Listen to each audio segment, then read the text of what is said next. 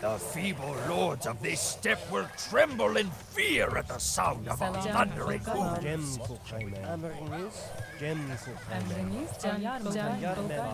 Hazır. We are a culture of warriors. We need a common enemy quickly. Kuhraymen.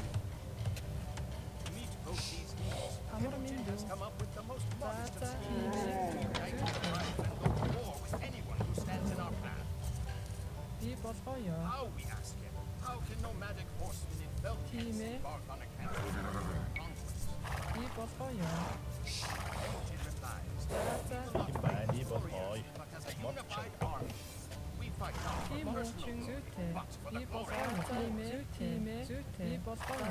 And with those words, the name of Hamilton has passed into almost obscurity. His name is replaced with the title Great Khan, Genghis Khan. Oh boy, oh boy.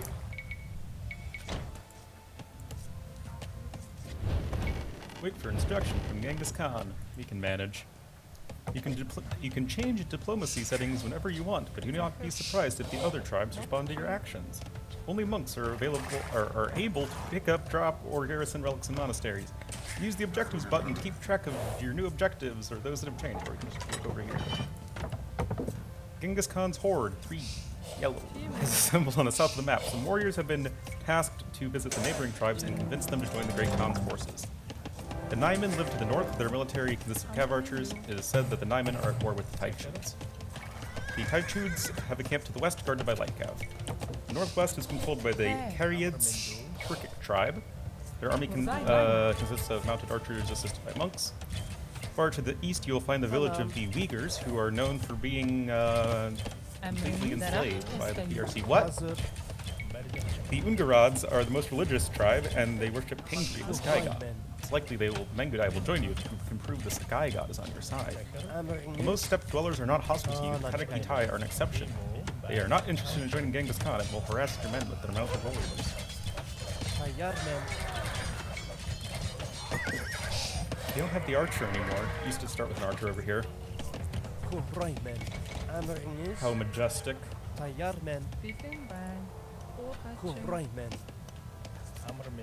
man himself.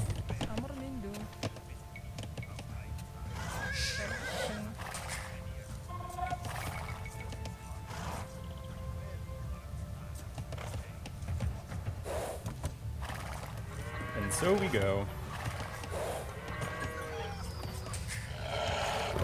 So other than a few... Wait, didn't say the Karyids were a Turkic people?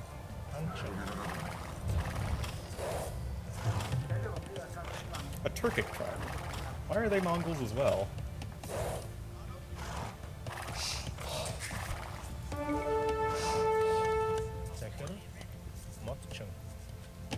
Tamerlane, They we used both to be have Turks. no love for Urus Khan. If you will help me slay him, I Now will the take Uyghurs are command of the Tartars. White Horde and help you conquer Transoxiana.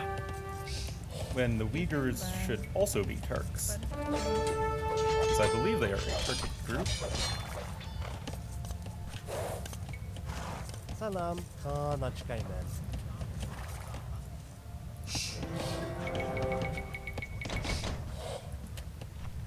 What? That was weird. That wasn't me alt-tabbing or anything. That was just the game sound just clicking out for a second. Anyway, there really isn't all that much to this first mission. Selam. Buradayım.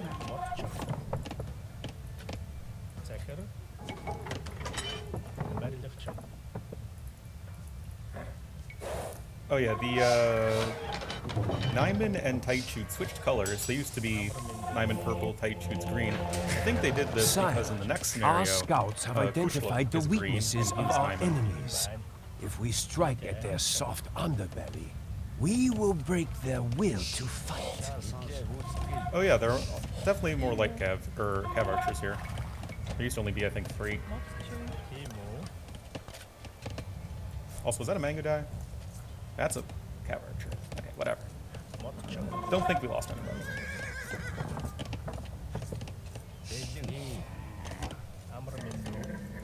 Anyway, if you just did what I did right there, you'll have more than enough sheep. I mean, this is what? 14 out of 20 plus a 9 is 23. There's some basic math for you. Just let the monks heal you up.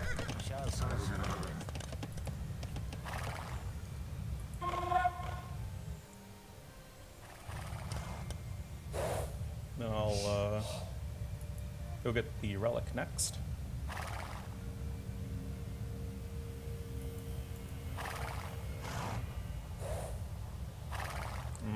Turn back now, Tamerlane, and I will spare your worthless life.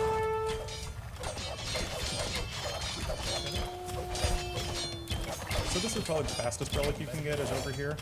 There used to be an easier one that was like right over here, just guarded by some wolves, but they took that one out. So you do actually have to fight somebody to get the relics, but this one is faster and easier. So there'll be a monastery over here of the Karakitai. They'll have a mangonel. They'll have a mangonel and a monk as well. Well, this is not going super well.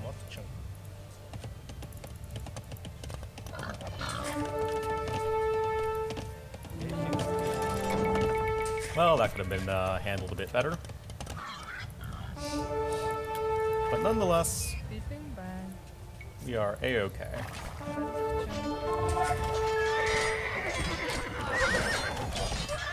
So it'll take a hot second, but we just need to destroy the monastery.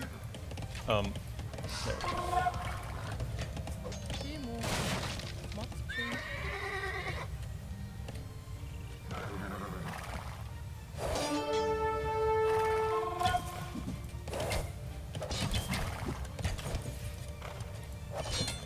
Go Mongol faster fire rate. And just be a little bit more efficient. Send the dude over to the Naiman, because we're going to take out the tight shoots there easier.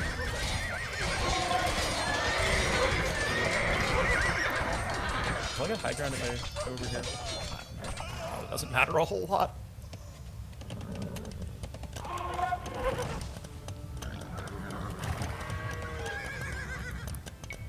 Be a little bit careful here, because there are some Karakitai cav archers and towers and mangonels that are like right here or so.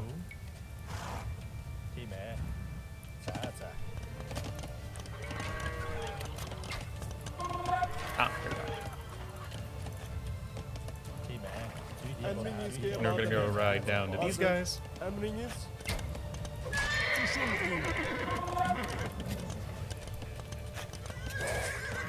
Duly noted.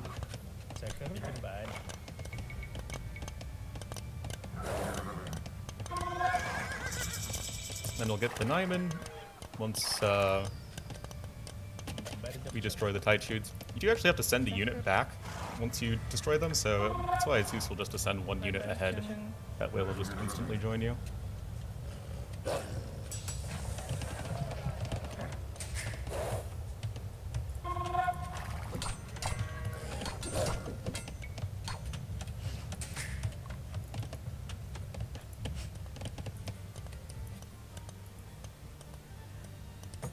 And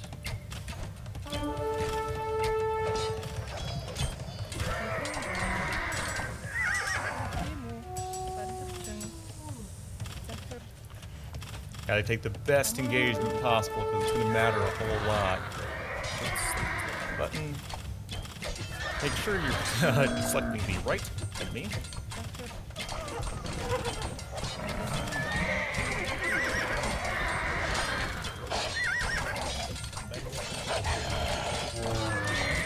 Save him! I am slain. 1,000 Got him. curses on you, Tamerlane and Tokamesh. The White Horde follows me now. Together, Tamerlane, we will conquer all of Transoxiana. So you can bring the... You also get another monk over here. You may use our dock to fish in the Aral Sea. You'd think I'd know by this point, considering I've played these. This campaign I've probably played even more than the other ones. Gem Raiman. Raiman. Anyway, now we just have to get one more. The Uyghurs. Hazır. Raiman.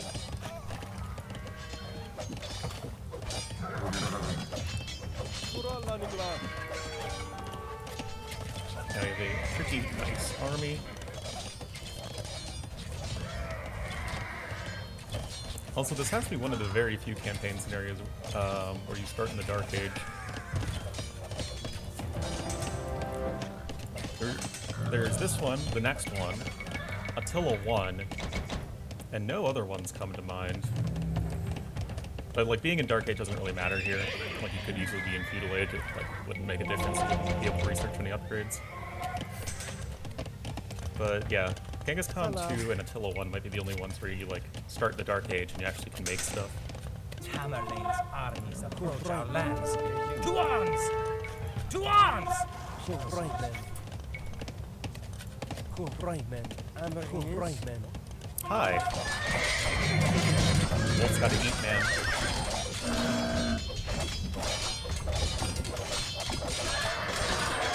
I don't really want to kill myself. I was always creeped out as a kid by all the dead bodies and skeletons.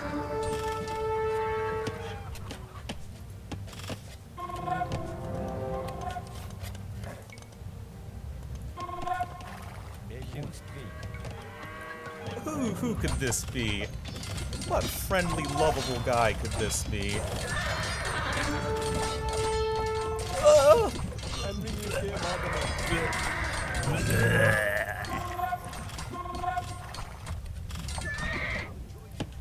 It's okay, I didn't really die.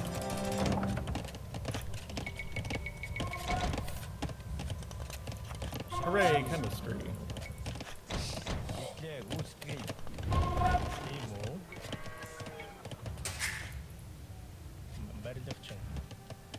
Hooray!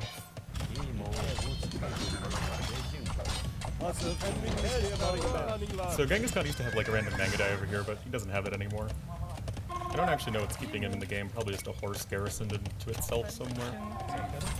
Anyway, here's the other relic location, but you can see here you have to fight through some palisade walls, you have to fight uphill against the mangonel. And it just takes a while to get there, kind of a waste. Here's the other, or one of the other bands of Karakitai. And there's one over here. Yep, here's the other one. So you can just avoid those. Got 'em.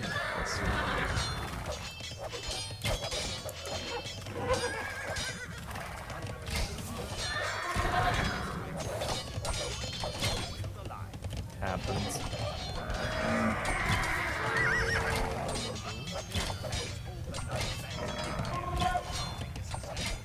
There are more men and horses gathered in the camp than I ever existed. Horse archers, lancers, leather cuirass and silk armor, all with their heads upward to the platform from where Genghis speaks. The great Khan himself must have come now. Men smile like hungry wolves. It is dawn on the first day of the Mongol Empire. Hooray!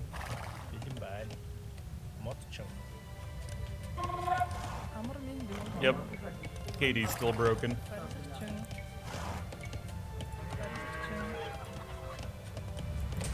Anyway, that will be Crucible, Genghis Khan 1, and Genghis Khan 2 next will be A Life of Revenge. See you guys then.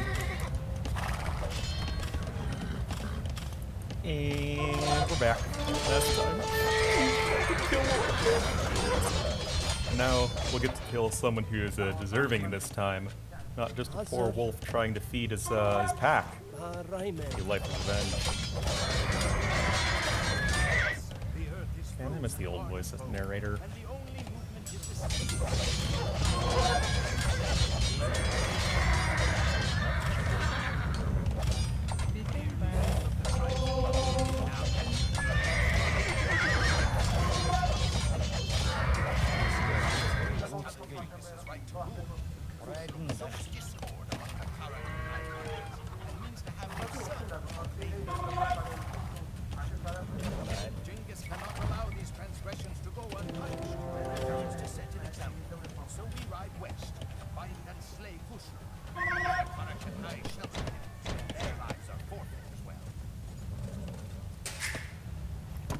Oh, you done goof. Kill the traitor Kusluk. Prevent the tent of Genghis Khan from being destroyed. You're restricted to the castle age and a population of 125. The Karakatai will likely seize the initiative and attack early, since they are unfamiliar with siege weapons. Constructing towers may be an effective form of defense. The Mongols do not yet know how to build siege workshops. Persuade the Taif to join you first to all their Amir. Genghis Khan's warriors have assembled in the east to defend the Great Khan's tent against the nefarious Karakitai. Your army initially consists of light cav archers, and camels. North lies a small Taichute settlement. A small force of cav archers will fall easily to an early attack. The Karakitai control the center of the map with a large camp of many soldiers. In battle, they rely on archers, light cav, men-arms, skirmishers, and cav archers. The insurgent Naiman are led by Kushlik, who is currently visiting the Karakitai camp. The Naiman horde consists, for the most part, of cav archers, white cav, and swordsmen with Kushlik to send Mangudai into battle. He's allowed to respect the castle. It's a lot of text for a Real blue horde is no match for our forces.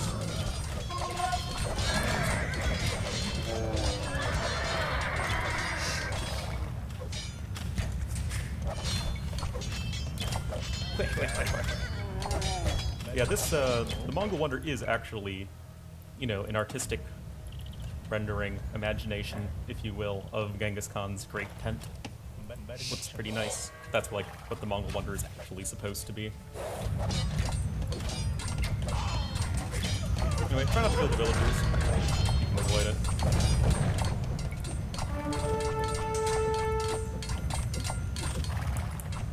Blood feud! Oh wait, wrong game.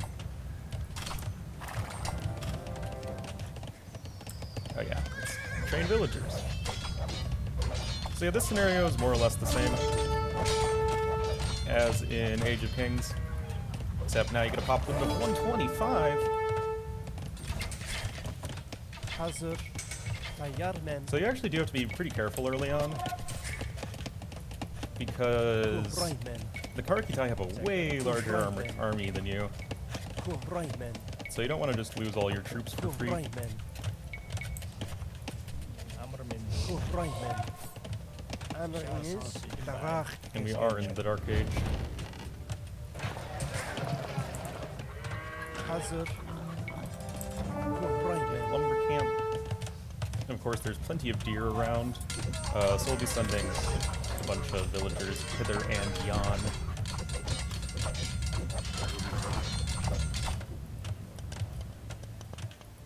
Bismillah. Good old Mongol hunt, the reason they are broken on so many different maps.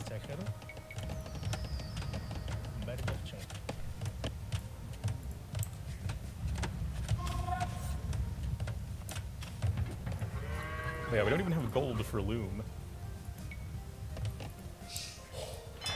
Or any stone, for that matter.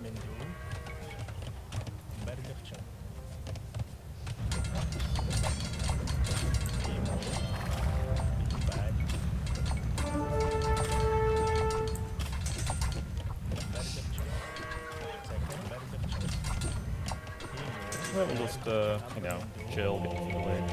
Amir is gay about the men. Hazır.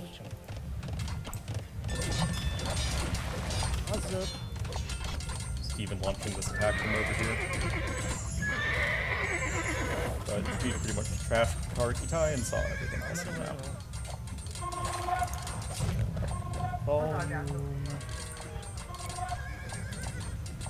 Amir is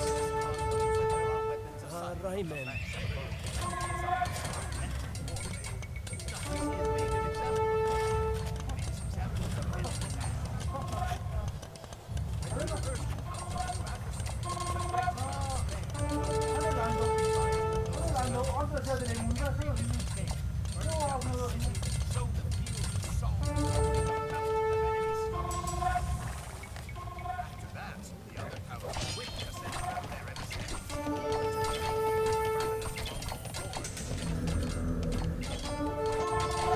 How you do it?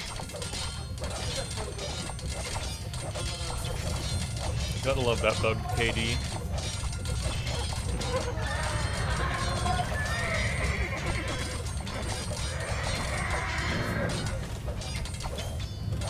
Anyway, that will be A Life of Revenge. Next up will be the big one, Into China. See you guys next time. And we're back to the big boss battle of my childhood. It's Into China. Now all of Mongolia is in the grasp of Genghis Khan. The Chagatai Khans will never again hold sway over the Silk Road. Persia is the sensible choice of battle. It separates us from the rich. Genghis Khan has another score to settle. After witnessing the power of our the Chinese spoke nothing but peace. They even promised support for our campaign westward. But now, away from China, they decided not to continue on. Time for another demonstration. Persia can gain that Hazır. Hazır. largest, most advanced empire. Tamerlane's raiders approach our farmland. Send forth all riders! Game volume back down. Alright, conquer the Tonguts, Xixia, Jin, and Genghis Khan is restricted to a common 50. The Great Wall will give you trouble without team equipment. Fortunately, that you can capture some siege units for the initial base can defend for a short time, but you still have to work in China to find resources. Chinese factions will put aside their differences to fight a common enemy. Let's wage war on all four at once, unless one of them gain the upper hand. Genghis Khan's horde is assembled to the north of China. The Qin live to the east in a large fortified city. They will train knights, Chukonu, and also construct trebuchets. The Xixia will control the Great Wall of China. Their army consists of Chukonu, light cavalry, and onagers. The center of the map is controlled by the Tonguts, who will train crossbowmen, battering rams, and scorpions. And the Song are the weakest of your opponents. They only own insignificant states to the southwest that are guarded by archery units. Camps of Chinese siege engineers are to the northwestern and northeastern regions of the map. This gives you a hint about the bombard cannons. We'll get to those. Anyway, we have to conquer all of China and are given 10 units. 6 cav archers and 4 light cav. This seems like a daunting task, and to childhood Ornlu and Ornlu's dad, it was. And I was like a little kid, maybe 7, 8.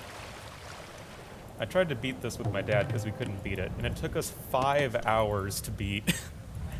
Like, we both remember it, like, just ingrained into our brains. Anyway, to get villagers, you need to come over here to the engineers, and to get over here to the engineers, you need to get this transport ship.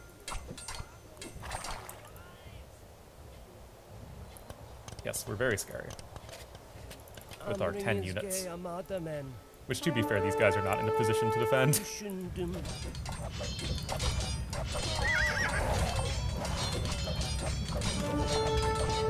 Oh, cav archer accuracy. So, just trying to minimize damage we take. But that's their entire army. See, these guys are not exactly scary. Song actually starts pretty much with standard map resources, like 3 villagers, scout, and town center.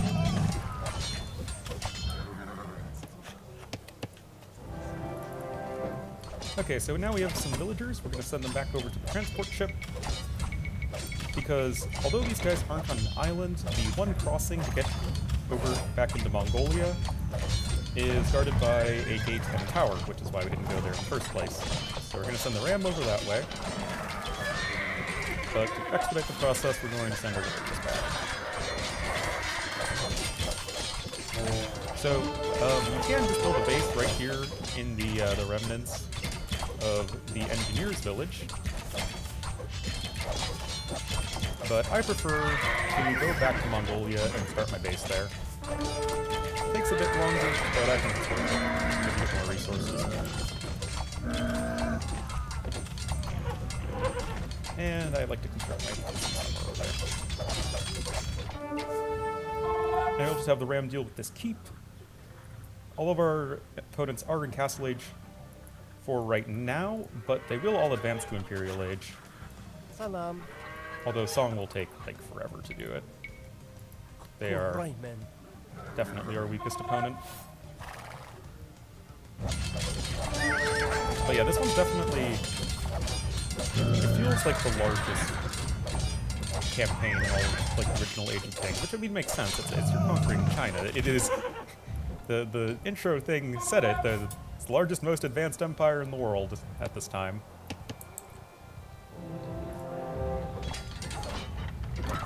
Come on, Orn, lose. What the heck? Wait, that one didn't die either?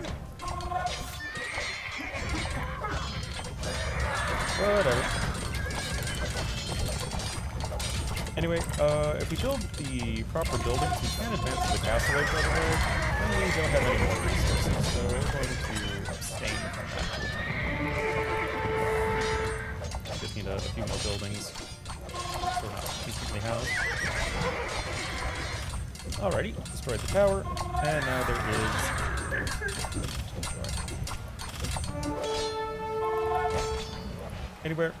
Anyway, you don't need to defeat the engineers to win, but, I mean, they don't really do a whole lot. Just get that. Since we have nothing better to do. Hazır. Şu diyeyim. Emriniz. See if I can do this with an attack round. Doesn't damage my round. In case you guys don't know, you can attack round with Mangonel, or Bombard Cannon, I guess, to specifically avoid dealing splash damage to your own units. This is useful for these sorts of situations.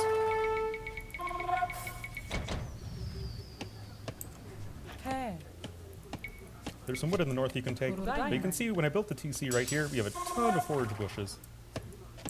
And that'll help start our food economy. Otherwise, we only had their farms, 2 sheep, and 2 boar. Awesome. Now bring out our military. Now, we are in Mongolia right now. What these Chinese engineers are doing over here, not really too sure. I guess this is supposed to be Manchuria? I don't know. Quick history lesson, since this is, you know, Asian campaign, East Asian history scenario. It's what I do. So, the Mongols were not the first or the last nomadic peoples to invade China. So, in the northeastern part of China, there's a place called Manchuria, which is part of China today. But there were a lot of different peoples that ruled there that were, if they weren't completely nomadic, they were usually semi-nomadic, semi-sinicized, as you might say. And they eventually became more and more and more Chinese, like, quote-unquote, until eventually the Qing just took over China in 1644. At least they finished that. Let us see the Chagatai Khans field armies without the Jin is actually not ethnically Han Chinese, they're Jurchens. It's actually a civ that I would love to, instead of, you know, another, like, maybe, instead of either Cumans or Tartars, because they kind of represent the same thing. I think it would have been nice to include the Jurchens, because they were a distinct people from both Chinese and Koreans, because Korea's like over this way. But yeah, Jin and Song were the 2 main Chinese dynasties. Song were like the culturally advanced, you can say, if that doesn't sound too elitist. Hold on a second.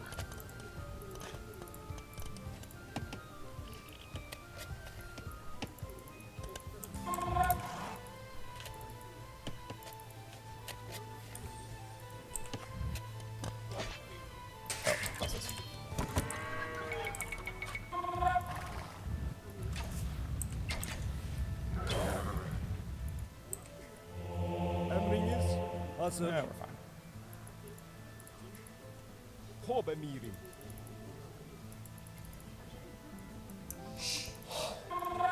Anyway, what was I talking about? Oh yeah. Northeast China. So yeah, you had the Jurchens, who were also known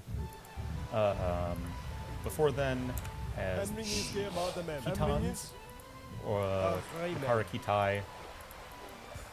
They're sort of related, but not completely. That we dealt with in the last couple scenarios.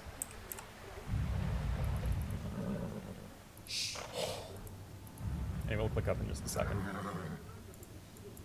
But those, it's essentially, like I said, a sort of semi-nomadic venturing further from nomadness the further you get into history.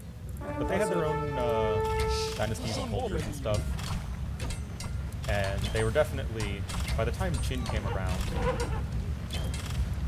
they were definitely pretty Sinicized. Now, Song was like the very, very, like, Han-Chinese ruled state, but they were never that strong militarily because they wanted to be all artistic and stuff.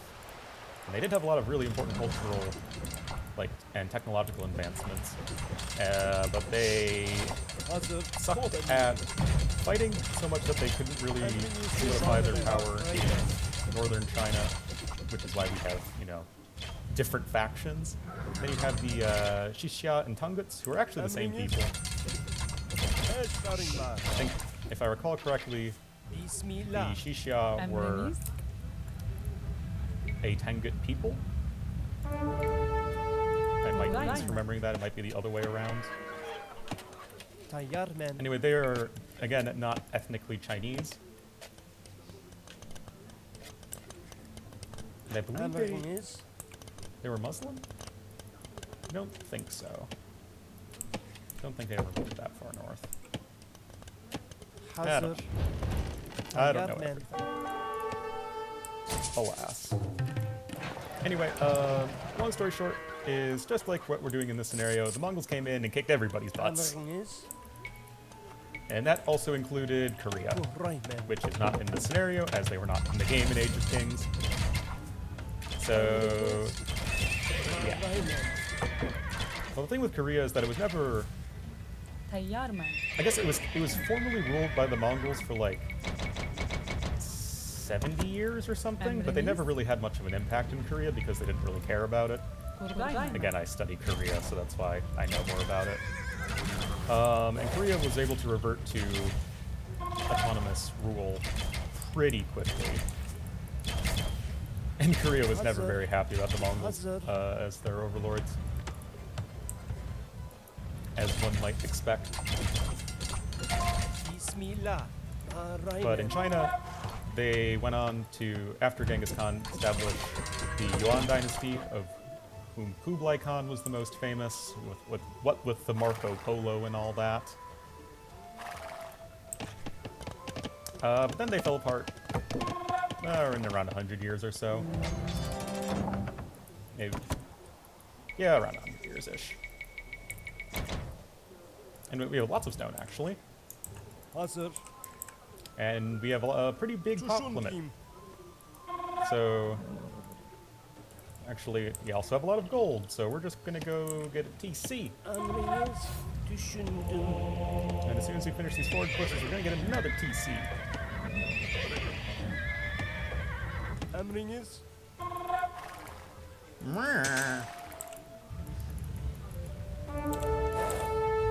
Oh, damn, I lost him. I was a common brigand when I first entered these lands. Now I am Amir of all of Transoxiana. Maybe target the crossbowman?